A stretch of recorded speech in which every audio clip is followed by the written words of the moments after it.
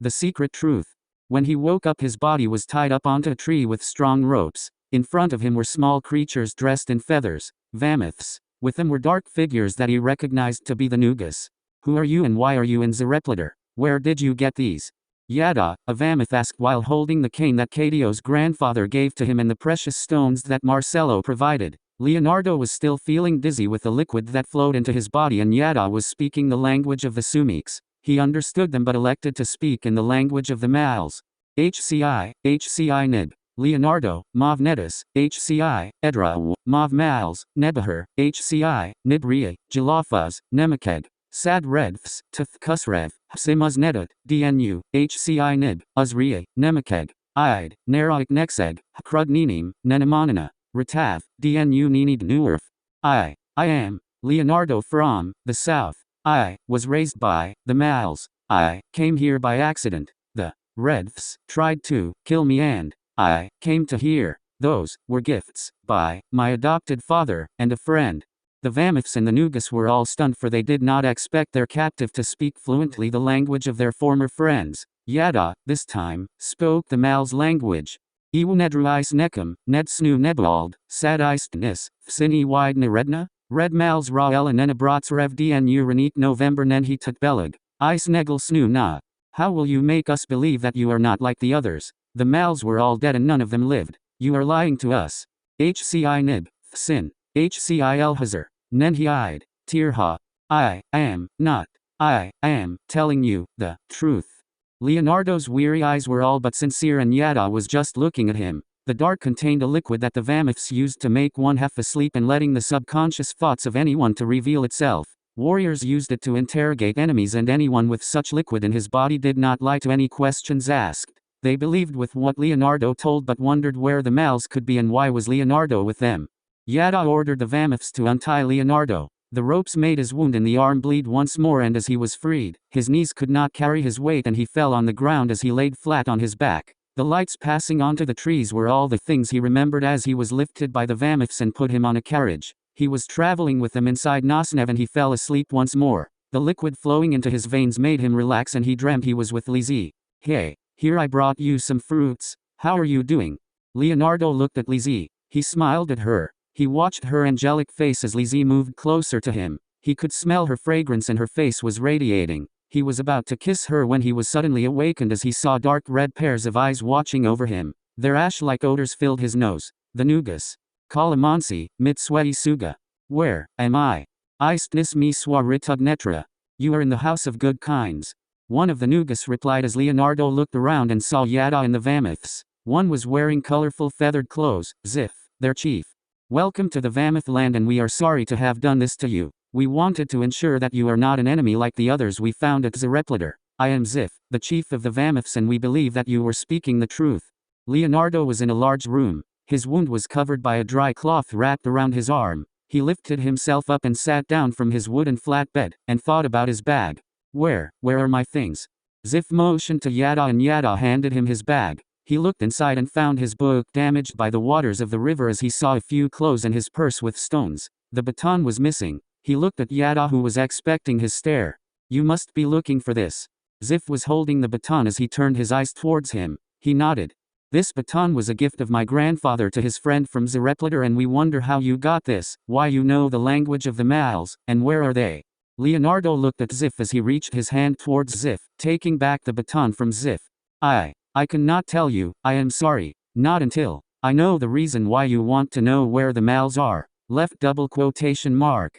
Zif bowed his head and slowly walked towards a chair in front of Leonardo. He sat like a small boy in front of a big bear as everyone in the large room was excited about what Leonardo would tell them about the Mals.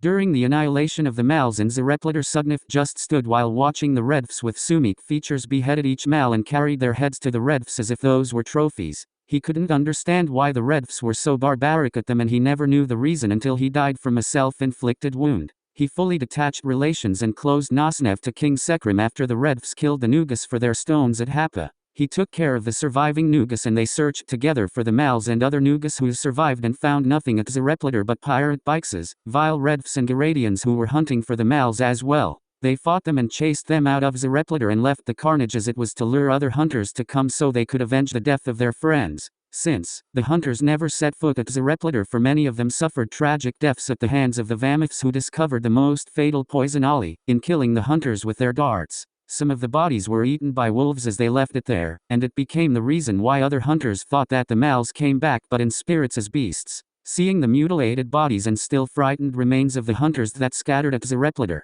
Vamith searched for the males in many places, but they failed to find any of them for years, until Leonardo came.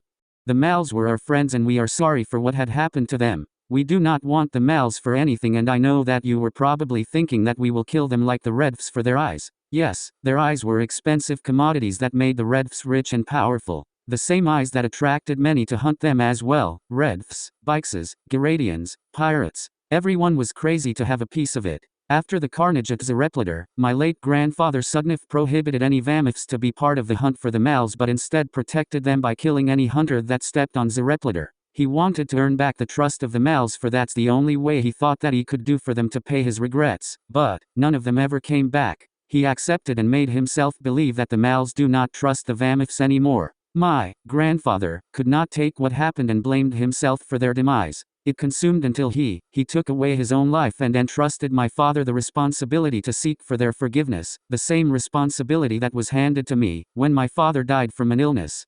We were wrong. We were sorry. We were all guilty for their deaths, and we wanted to have the chance to be forgiven. The baton that you have is a gift of my grandfather to Amal, and he said that anyone who was carrying the baton is a friend of us and must be treated like our brothers. We desire to see the males again and serve them with our lives. We want to be liberated from the guilt that was consuming us each time we remember them for the many good things that they did for us in the past.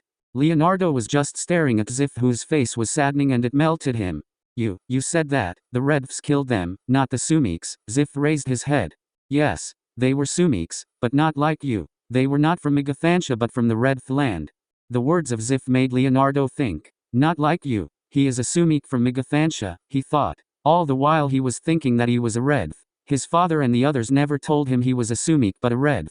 He looked at Zif once more as if he wanted to say more. How did Zif know he was from Megathansha and not from the Redf land, he thought. Then, he sensed that Zif was more interested for him to tell about the males as everyone looked at him. I was raised by the males and I grew up with them in the south. Yes, the males survived and now are living peacefully away from the atrocities of this world. I left them to find my family in the west, but I was driven away by circumstances to here. I went into the land of the Ozalbenegs, set foot in the Redf land, but, on my way up north, the Redf sailors tried to kill me till I came here. So the males lived? Zif asked. Yes, they do. And they are. Are there many of them? Yada interrupted. Leonardo was balancing Yada as he looked at Zif, who sensed his reluctance. If you are worrying that we will hunt them, please, take away my life now. All we wanted to know is that they still exist and are doing fine, and all of us here will offer our lives to protect them. The males were hunted, yes, but it was then, when Agathansha learned that the blue stones were the very eyes of the males, they ceased accepting this. The blue stones were nothing but worthless commodities now, and anyone who traded and had it was arrested and punished by the Sumiks. King Asiv felt sorry for the males, for he didn't know that they were killed because of it. It was only when my father, Zay, told him of its real origins, when he found my great-grandfather's diary, Zav, telling that the males' eyes were the blue stones, that everyone was crazy about finding. There is no more need for the males to be afraid, and they can go back and live in Zarepleter once more, their real home.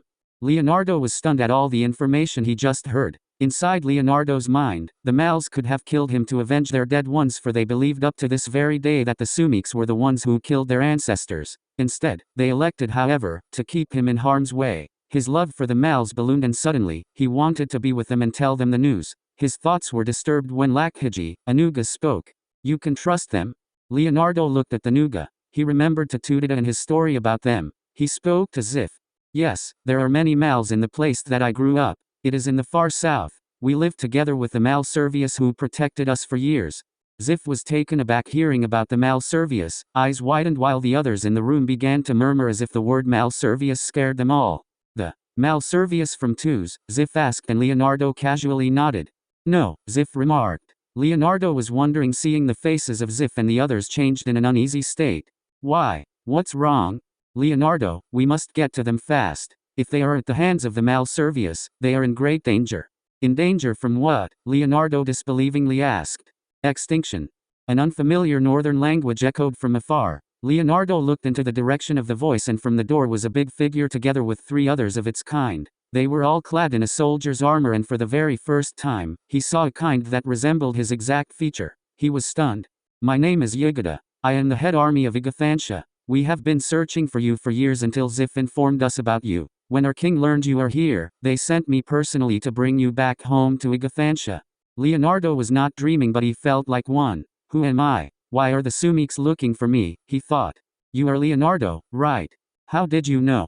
"It is a long story. I am not at liberty to tell you, but we must go now. Zif, I will carry on from here. Thank you for bringing him home to us." Leonardo was confused at the sudden pace and turn of events. "No, I will not go with you. I do not know you. I need to see my family," Leonardo remarked. Yugada looked at him. "I am sorry, but your parents died at the time you got lost. We also thought you were dead until we learned that you came to Nasnev. You are wanted at Igathansha. Very badly." Leonardo's eyes were fixed at Yugada. His parents are dead. Since he left the Mals, all he ever wanted was to find his father, for he had a sense that his mother died when he was swept away by spring. But now, even his father no longer lived, and he had no point of continuing further his search. He longed for the Mals.